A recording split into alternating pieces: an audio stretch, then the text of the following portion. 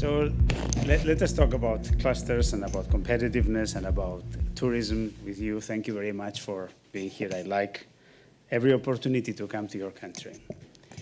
So you see, I will talk more about competitiveness than about clusters. My company name is Competitiveness, even if the full name is the Cluster Competitiveness Group. But the cluster word, during all these years, it has lost value. It has been decreased, it has misused, it has been, he mentioned that I'm going to work now in the World Bank. We wrote a 350 pages book for the World Bank, and at one point they told us, look, the cluster word cannot be here because in the bank has a very bad reputation. So we had to find and substitute the cluster word for local sector-specific public-private dialogue. So this was find and substitute 350 pages cluster initiative, actually, for local sector-specific public-private dialogue. So unfortunately, in the European Union, there is mixed feelings. I mean, we're talking about this, and for example, in England, all the regional development agencies that work with clusters were closed 2 years ago, and the word has been forbidden. And everybody who was working that, it doesn't exist. So let's talk about the essence of this, which is competitiveness. Competitiveness is what we are interested in. Clusters are tools for competitiveness. And if we do all this, is because we want to increase the competitiveness of people. But the first question we always have is, who competes? Are these nations, regions compete? This famous smart specialization of regions. I mean, well, that would be good if regions were competing. Cities compete, clusters, companies. And let me give you an example. We'll play one of these TV series. I have 2 boxes here. And here on my right hand, I have a German car. And in my left hand, I have an Italian car. What hand do you want? The German or the Italian? The German. You lost. Here it was your Volkswagen Polo, and here you had a Ferrari. Who is competing? Why are we so stupid?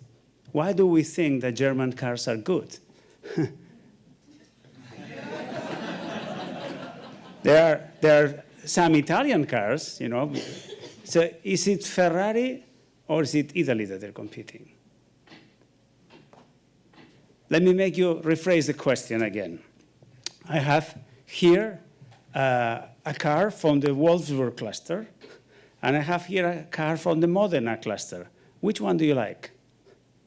Probably don't know anything about Modena cluster. Have you ever heard about the Modena automotive cluster? Never heard about it. But have you heard Ferrari? Have you heard Lamborghini? Have you heard Maserati?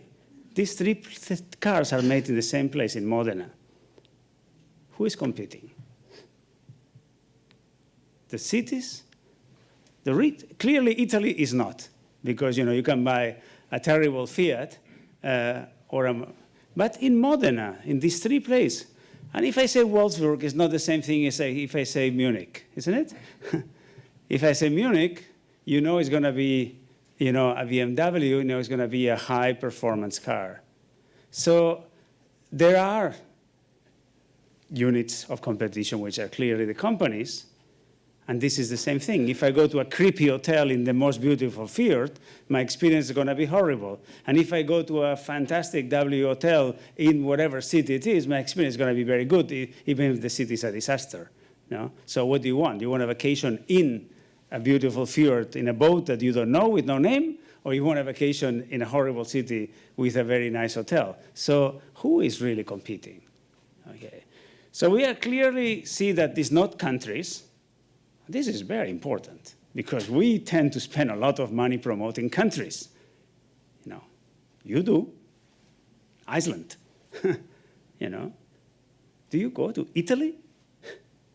No, don't. You go to the beach in Capri, or you go to see, the Medici Gallery in Florence. There are very different times of the year, maybe different times and moments in your life that you will do these 2 things. No? So this idea of, all the things that we do, clusters and competitiveness, if the unit that we talk is wrong, everything else is going to be wrong. That's a problem with clusters. That's why clusters have been ruined. because the unit is wrong. 90, I would say, my opinion, in Europe, 80% of the clusters are wrongly, not the cluster organizations, the things that, that he's measuring are wrongly defined. It's like if we were measuring companies, that instead of being companies, they were just a conglomerate of heterogeneous things. Well, I don't know, General Electric is doing well. Will you look at the stock of General Electric and think if it's doing well? Will you measure General Electric? No way. You will go and do business units. These two guys must be from Boston Consulting, aren't you? You can spot two consultants out of the rest. So, I feel the same way. I mean, look, I am one of them. So, no, that's how we make business. We say to General Electric, no, excuse me, you have 25 business units. I'm going to charge you 25 studies because I'm going to have to do all the analysis 25 times. Why wouldn't we do with clusters? Say, no, you have the cluster of tourism in Extremadura. Okay, we'll do the cluster of tourism in Extremadura. Fine. We'll measure that. What are we measuring? We're measuring things which are maybe 5, 6, 7 different business units with completely different, performance, competitors, substitute products, everything. Okay? So first question is the first slide. What we normally get wrong is who is competing. The only ones that compete, when countries compete, they normally bomb each other, and that's not a good thing. Okay? When countries compete is when there is a war. But, in business, you compete in business. You compete for customers. You compete for margins. You compete for market shares. And that's done by companies, the ones that issue the invoice. Okay, you say in tourism, everything's important. Yes, okay. So every company needs a road. Every company needs an airport. Every company needs security and police on the street. So every company needs also an environment to work, definitely. But the one that competes is the company. Think of Italy as a country. Do you know how is the road that, have you ever been to Maranello where they make these Ferraris? Never been there? There is a highway that gets to there, 2-lane highway, okay? But when you arrive to Maranello, the highway stops, doesn't go any further. That's it, Unfortunately, they were able, you buy your Ferrari and you can still get out there driving because, you get into the traffic jam very soon, and you have there with your Ferrari, boom, boom, boom, boom, boom, boom, and the traffic jam in Italian traffic jam. So their infrastructure is very bad. Try to open and close a company in Italy. It's very bad. It's a nightmare. So they have a very difficult environment, and despite of that, they have some excellent companies that make excellent cars. And they compete in the world against, the Aston Martins and everybody else with success. So, and many Italians are making shoes and making much more money making shoes than many people in Silicon Valley making software. So there is nothing right or wrong in the industry, neither the environment. So the companies are competing. I want to leave that clear because it's every one of you that competes, okay? And it competes especially against your neighbor. Who is the number one enemy of Ferrari? Maserati, Lamborghini. And these guys were making tractors originally. They were making just agricultural machinery, and then they evolved to make these very fancy cars. So who is the number one enemy of BMW? Daimler, and Audi right now. So do they cooperate? No, they fight. No, this is about competition. Competitiveness is about competition, okay? So very, very clear. Of course, for certain things, we'll need to agree. We need to agree on some standards. We need to agree on some safety measures. We need to agree that, yes, cars should have airbags and safety belts and things like this. That we agree. We all put with the same way. We agree that, we define emission standards. That we agree. But we fight in everything else. Okay? So that's very basic. We have to transmit this. Otherwise, we'll be wrong in what we say all the time. Competitiveness, the ability, and this is just copy-paste from Michael Porter, the ability to provide products and services to compete successfully against the world's best companies without protection of subsidies. That's competitiveness for the firm. What's competitiveness for a cluster? None of the measures of the cluster observatory, none of the measures of our cluster excellence. Competitiveness of a cluster is to have a lot of very competitive companies. The more competitive companies you have, the better. The more money they will make, the more taxes they will pay, the more services you can give to your citizens with the taxes they pay. That's the purpose of this. Why? Because in economic development, we are interested in competitiveness. We are interested in competitiveness because we want, to provide a high and rising standard of living to our citizens. And the way to do that is to move our businesses to more and more productive and added value areas. That's the whole purpose of this. That's the whole purpose of why we're interested in competitiveness and economic development. So, going back to these stories, competitive countries, do countries compete and in what market? And here, the example of the Basque Country, which is the one I've been asked to, is very important to explain. The Basque Country was the first country that ever applied the cluster methodology. It was a country which is in very big trouble. This is 1991, 25% unemployment then. Riots on the streets, people were working in steel industries, in shipbuilding. Spain had recently arrived to a democracy, so we're still fragile. These steel workers, when they get mad, they are dangerous. They develop these little rocket launchers with steel balls inside, ball bearings, fighting with the police on the streets. This was the tension that this country had at that time. A terrorist organization, ETA, which was killing politicians, was killing military, so it was not easy, no? So the Basque Country also had an important part of exiles that have been living abroad, and among them, some of them have grown up in Mexico.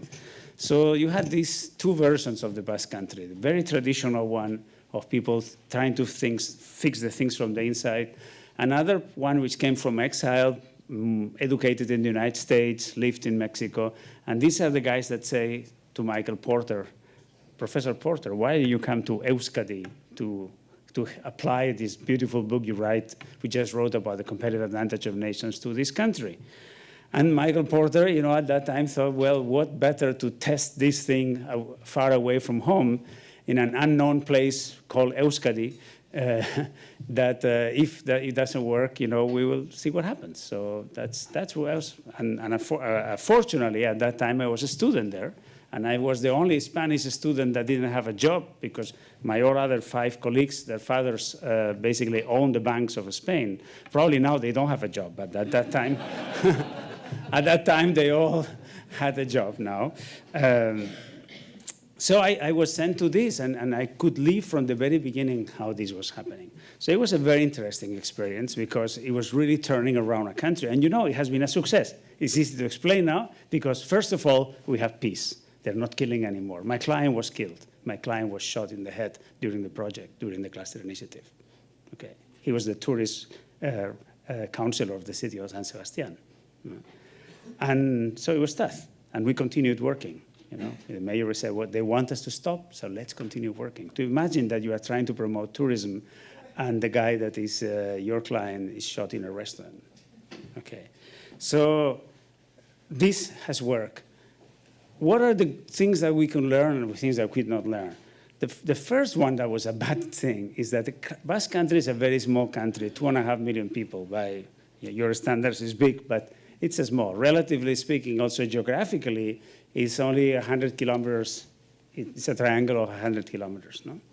So what happens that every time that we define a cluster, be the steel cluster, be the machine tool cluster, or paper cluster, any cluster that we define, it was the Basque Country cluster. Because you didn't have in the Basque Country 2 different, there were actually valleys, and every valley was specialized in one thing. But you didn't have 2 valleys making machine tools. There was one making machine tools, the other one was making train cars, and so. So we came to call cluster to the whole country, which was an error because it was not true. The machine tool cluster was the valley of Azpeitia, and each cluster was geographically localized. But that set up the precedent, because they were the first ones, that the cluster was the whole country.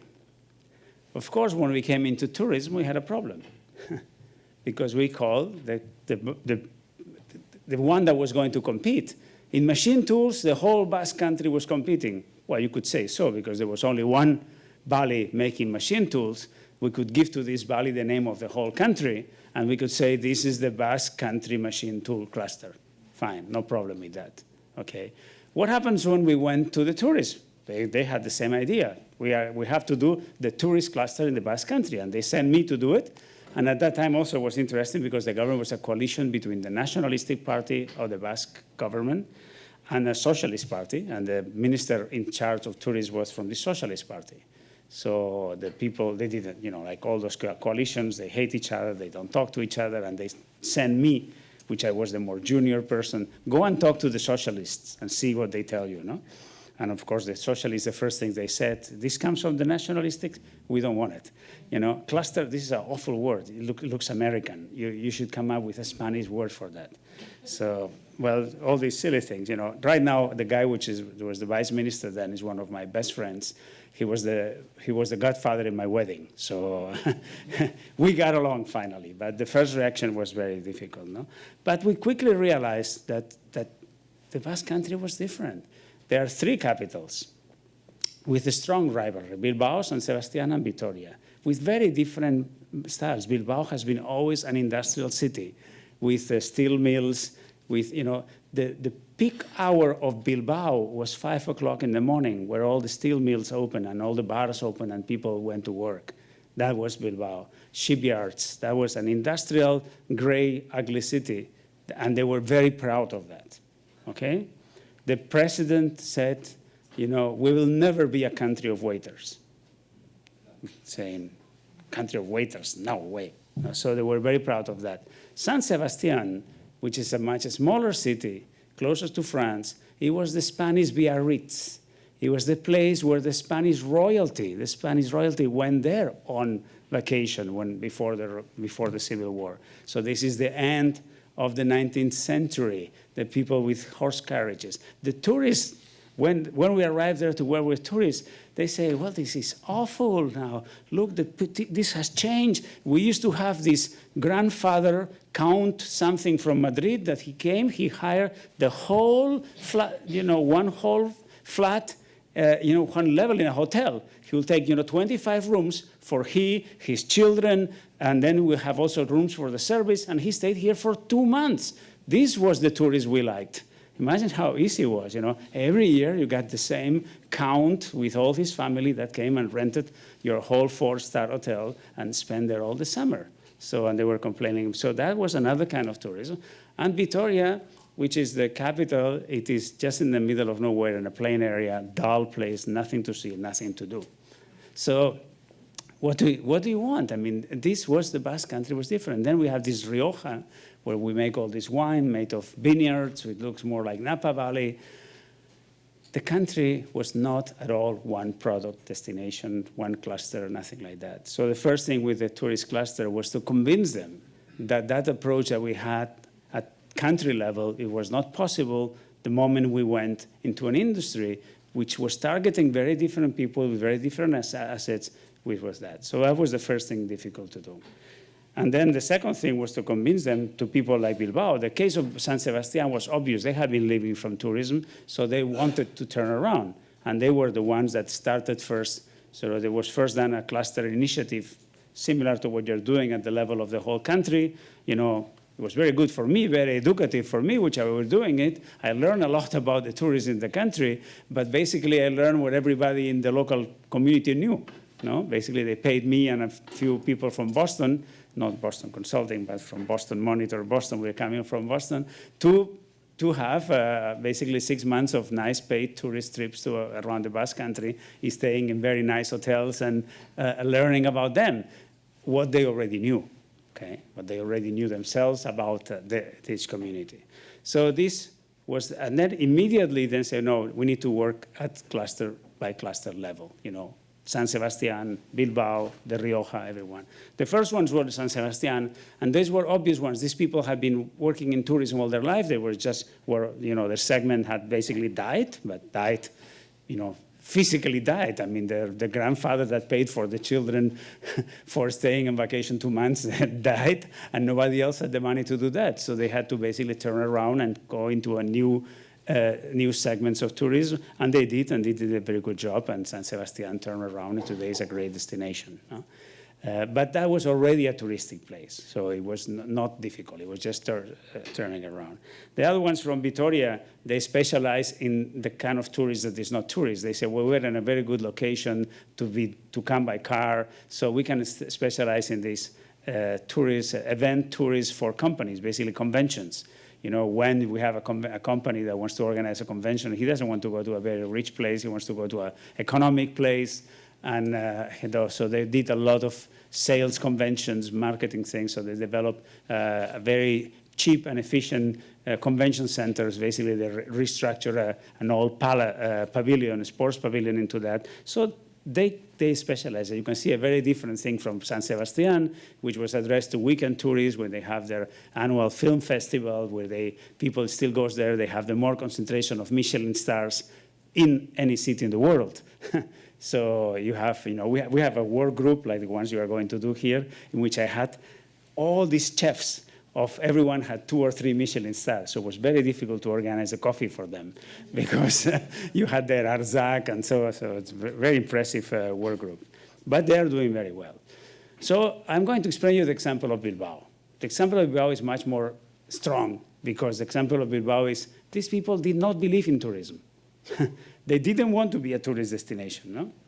And it was reflected on, this is 1996. We ran a survey, an exit survey in the airport. We asked the people in the airport, why do you come to Bilbao? Okay? So 81% of the people came for business. So I suppose the 19% came for family or to see a girlfriend or something like that, 74% never shopped in the city, have never done any shopping. No, 72% have not gone to any cultural activity. And look, the movies, we put them as cultural activities. So they have not been even in the movies, not to a theater. Bilbao has an opera house, has a good theater, so it's not bad culturally speaking, but nobody had gone there, For me, the most shocking number was this one. When we asked, will you come back here for a weekend? 55% would say, never. I will never come back. Not that I will come here. That was Bilbao. Okay. And the worst is that the hotels closed for the weekend. I used to work there as monitor, and then we were in this hotel. I said, sorry, but Friday you have to leave because we close until Monday. Because nobody went to Bilbao over the weekend. Why? Why was the reason, no? And when we asked, do you think that there's anything changing? Can you detect any change in the city? 0.08% detected that there was some change in the city. So the things were bad and they looked worse, no? So nothing was happening, okay? So was there any hope? The good thing of this example is that in any industry, whatever is your situation, you can turn it around. You can do it, no? So I'm not showing Bilbao today. This was 8 years later. I made this presentation in Glasgow when they were also thinking about that about 8 years ago or 9 years ago. Okay, so 8 years later, Bilbao, this was an airline magazine saying, few Spanish cities, if any, have experienced such dramatic transformation in such a short period of time. After going through 2 decades of industrial decline, conversions, and factory closures, the capital of the North has been able to arise anew from in its past in such a splendid way that amazes the visitor, and I think the last part is the more important, and it fills the people of Bilbao with pride. Okay. I passed very quickly before another slide that it was very important. We did convince this slide. We did say, yes, I know you love aerospace and you love railways and all these fancy clusters, but they make actually today aerospace engines in the Basque Country. But that's just a factory that they bring the blades from somewhere, they assemble it there, they put it in big trucks, and they export it to Toulouse, where they put it into airplanes. How can the people of the Basque Country be proud of that? You need to make a lot of demonstration videos to explain that. But the tourism has another aspect which is very important. which it makes you proud of your own city. It makes you proud. So it is a powerful tool for regenerating a country, for defining what you are. It can be because we turn it around, or it can be because we preserve it as a pristine, unique destination. I am from the Galapagos. I'm very proud that I've kept the Galapagos in this way. I'm not very proud that I'm from Canary Islands. Not very proud I'm from Mallorca, which has been destroyed and sold to the Germans by pieces. No? So tourism also has that, which you don't feel about other industries, because you own part of that place. So tourism, in the case of the Basque Country, in the case of Bilbao in particular, it had this other second challenge, which, how do we connect this with who we are? Okay, what we are. Are we a failed steel-making cluster? Are we a failed shipbuilding cluster? Or are you a new tourist destination in a city, in a vibrant city? This has much more value than all the number of nights per capita or whatever that nights spent on those. So you've seen this image? This used to be the shipbuilding. Okay. No, sorry, this was the steel. This is where the steel mills were. Okay. It's made of titanium. It's a titanium alloy to remind the steel industry.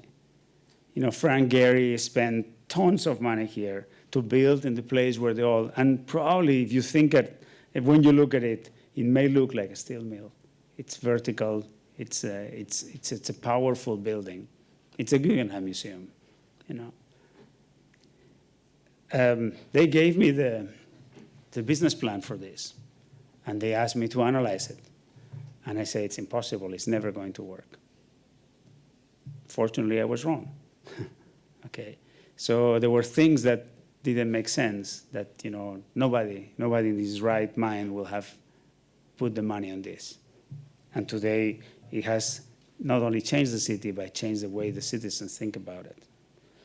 This is the shipyard. This is where the shipyard used to be. This is now a big conference center. There's a bridge on the river. The first time we visited this river, they gave us masks. They gave us masks. And today you have kayaks.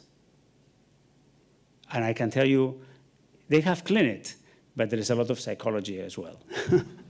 Okay, in that they have cleaned it, and you can. It's if you fall into the waters. These are the numbers in only 8 years. The number of hotel nights doubled in 8 years, from 650,000 to 1.3 million in 8 years only. What I found shocking is that the cruise ships, that's of course they were zero in 1996. Even the cruise ships stopped. Only in 8 years, we started to have somebody coming and seeing Bilbao, which at that time was still nothing. No? So what was the transformation? And the transformation, the part that you see is the hardware, which, yes, is important. They made a subway, and Foster, the British architect, the Guggenheim was Frank Gehry, the Uribitarte Bridge was this guy, Calatrava, the Euskalduna. So lots of hardware, lots of money, okay? But I can show you many cities in Spain and in Greece and in Portugal and in many other places which have built exactly the same things if nothing has happened, okay? Which have also built convention centers and large infrastructures and large things, and normally with European money, okay? So don't join the European Union, or you end up paying for these things. So we have paid for all of these all over the place. We have one fantastic, convention center made of marble in every silly city in Spain, in Italy, in Greece, and I'm sure also the Nordic countries make their mistakes as well. This investment is nothing compared with the investment in software. And the hardware without software doesn't work. What was the software investment? Well, Bilbao Metrópoli Trenta was a small think tank of independent people, which was mainly funded by the private sector, which just kept thinking of what should we be in 30 years from now.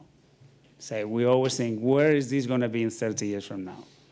okay? And they were just basically punching, the public sector and saying, think about this, think about that, rethink this, rethink that, no? This small office, 2 persons thinking about this, thinking about 30 years from now. Very important, not trying to solve any of the daily problems. This is not the cluster organization. This is not the people which ask people, they never ask anything to anybody locally. They always went to see what was happening in Baltimore, what was happening in San Francisco, what was happening in other places in the world where cities, the first urban renovation project in history was in the 1970s in Baltimore. Okay, so you could go and see in Baltimore what happened and see, what learn from that. Ghirardelli Square in San Francisco is the same thing, So there are many places that you can go and learn from this. So that's what these people did. The Tourist Cluster Initiative. The Tourist Cluster Initiative is what I'm going to tell you now. Is this process that was engaged in to say, okay, we're going to turn this around. And what is a Tourist Cluster Initiative? It's the same thing that at this time it was a novelty. 1996 in Bilbao, it was a novelty. Today is what the Cluster Excellence Initiative explains. How do you run a cluster initiative? It is very simple.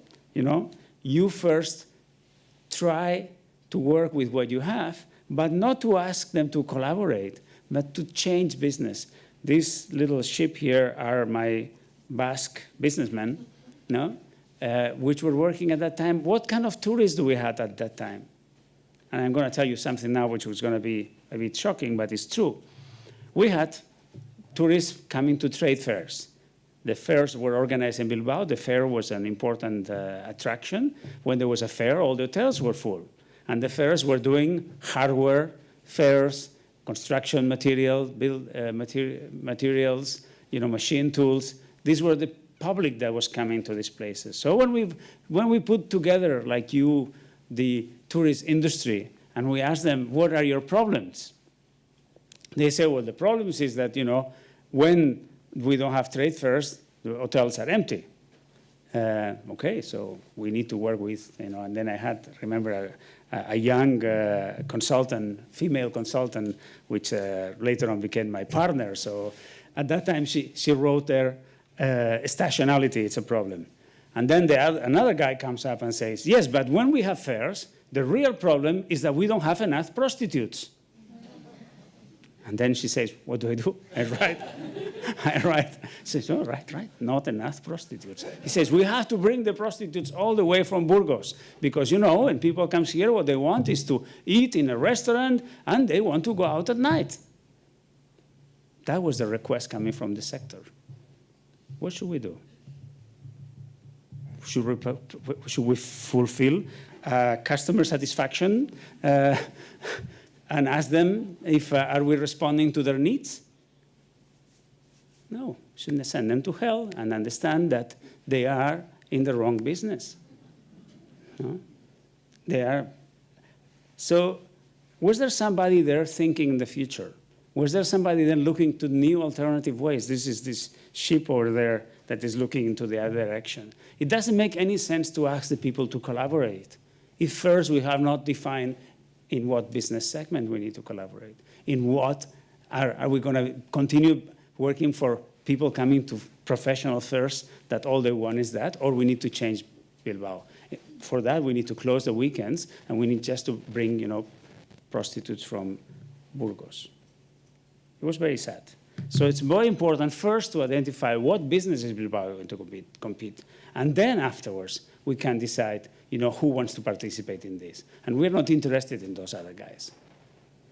This is what a cluster initiative is about. It's not about asking what you need. And I know that maybe this is what you have been doing because I couldn't understand the whole discussion in Icelandic. It's about first identifying where should we be competing. And this is not where we want to be competing. This is where we can compete. Okay, this is not where you wish. I wish I was like Robert Redford, but I'm not. So I can only compete for another segment of my other significance. So how to do this? This is what the cluster initiative is, a psychological change.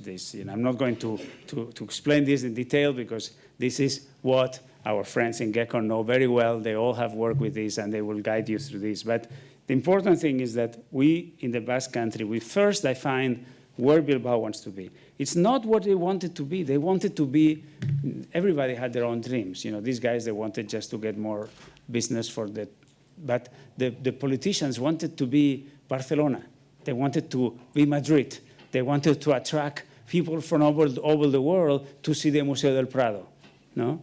And to have Japanese and Americans and so to come there. Or they wanted to be Barcelona, have the Sagrada Familia, and have the Japanese coming and take a picture in the Sagrada Familia. And this was not right, because they were not Barcelona. They were Bilbao. And they had to find what they were good at and what they could be good at. No? Listening, the cluster initiative, or we call it better, the competitiveness reinforcement initiative, the cluster competitiveness reinforcement initiative. We're trying to make that cluster more competitive, get him out of the tourists for trade fairs and put him in another kind of tourism.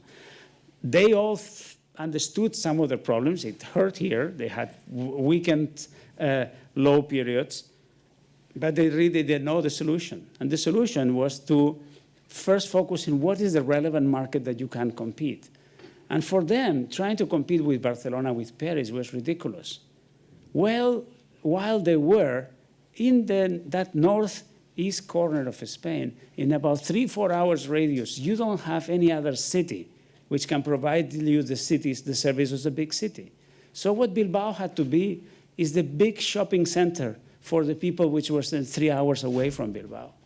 This does not sound so interesting, but you had more than almost 5 million people which had Bilbao as the only alternative.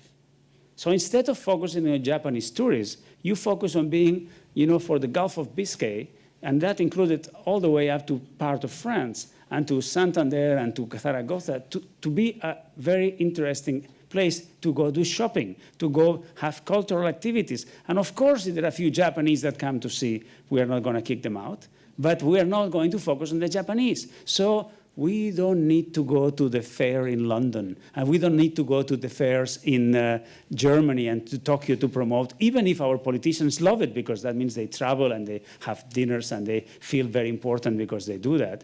They needed to go to Zaragoza, to small cities, and make promotions there so that people could come there to go to the doctor, to go to spend the weekend shopping. That is the public that has lifted Bilbao, not the few Japanese that you see in the pictures.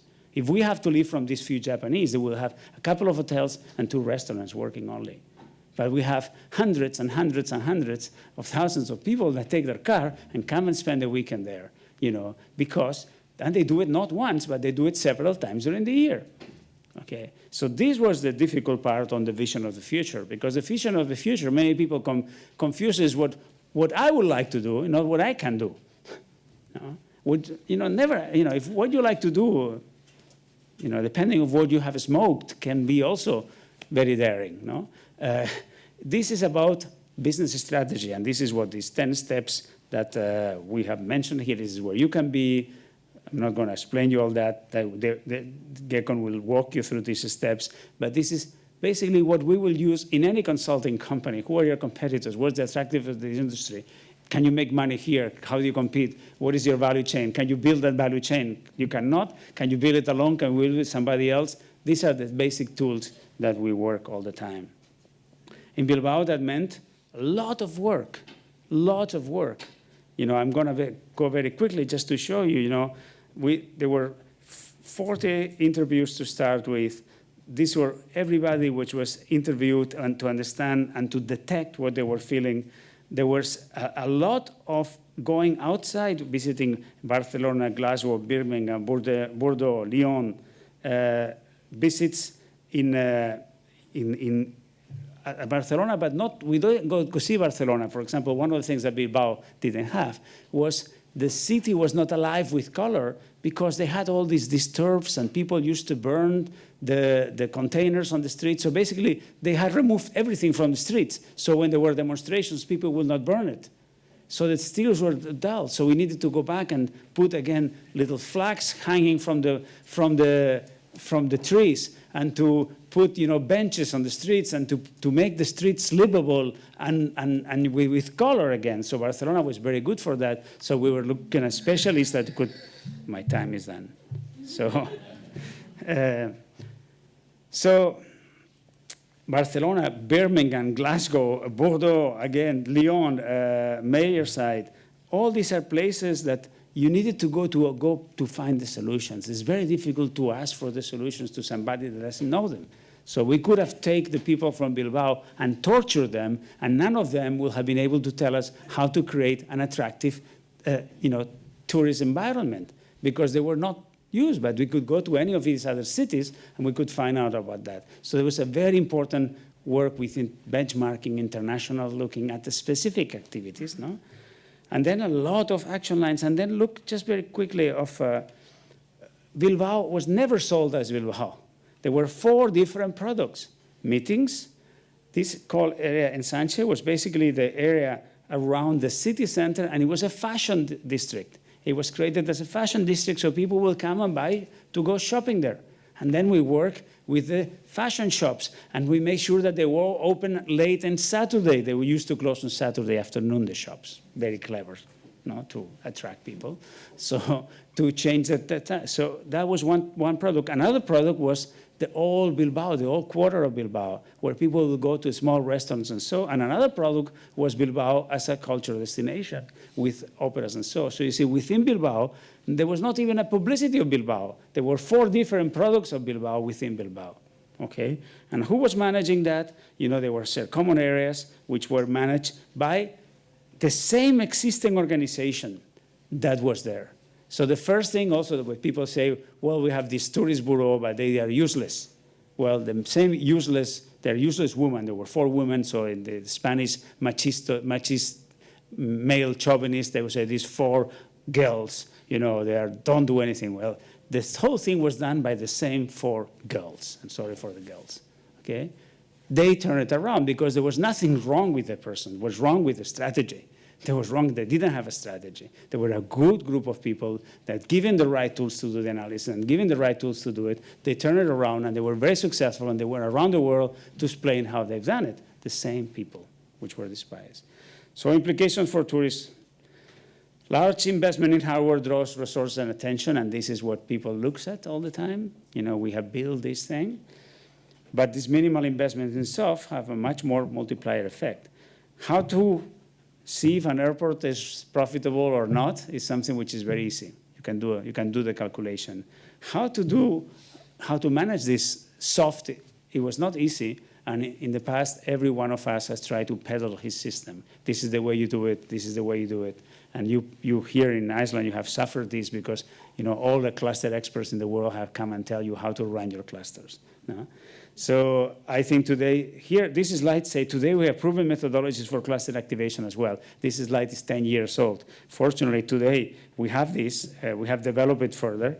The Cluster Excellence Initiative has tried to put together that knowledge. This is the part of how do you work with clusters. This is what Cluster Excellence has been. I think the people which are working with you in GECON, they know very well this part. And it's a matter of just now understanding that you are competing, not Iceland. Every one of your companies, every one of your hotel. And your hotel next door, even if they put you in the same pictures, is your enemy. You have to beat him. You have to offer better services than the hotel next door. You have to be better than them.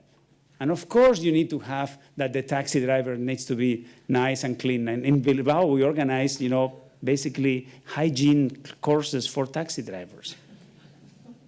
Well, yes, because that was a common point for all of us. We didn't want the people to be picked up in the airport by a taxi driver which smell, So we do that. Of course, they were dressed up as English courses, but they were not really English courses. They were courses about how to, shape up these guys. So, but then every hotel will compete trying to offer better service. Every destination management company will compete trying to do this better than the others. So this is the message. Just make sure that you remember that you are the unit of competition, that there are certain things that definitely you'll have to do together because it will require joint action, but don't rely that the cluster organization or our friends in GECON are going to solve your problems. On the contrary, they're going to give you problems. They're going to punch you. They're going to encourage you to compete and to put the pressure that, as he has put, Hakon, fear is more important than opportunity. And I think in the Bilbao, what we had, the best thing we had was fear. Fear that everything was going south, fear that we were finishing, and that put everybody to work. We had a great work group, and I remember we had the director of the church museum, was the Episcopal, the bishops had a museum, which can you imagine, no, what there is in a church museum in Bilbao. And we were trying to turn that, and he was in the same group as the public relations of the largest discotheque in Bilbao. And you would imagine how these two guys ended up working in synchro, fantastic. And you could see the guy with his long hair and the other one with his old priest, and working together to try to fix actually the old quarter of Bilbao. They came up to a model that if somebody painted something in the wall, in less than half an hour was clean. Everybody was responsible to detect it, to send somebody clean it, because we realized that people paint it when nobody cleans it. The moment that you clean it quickly, people stop doing it. And it was cleaned by themselves. So these are the things that you can achieve together. But first, you need to stop working for the wrong tourist segment, and this is in Bilbao, it was obvious. Here it's not so obvious. You still need to define what tourist segment you want. That curve that was shown, that the growth of tourists here, it's something to be scared, because they will burn it. I mean, I don't have time to go into my previous presentation that I did during the Iceland Air 75 year, but the danger there is, you only have one asset. If you burn it, it's gone. So you need to define that very well. Thank you.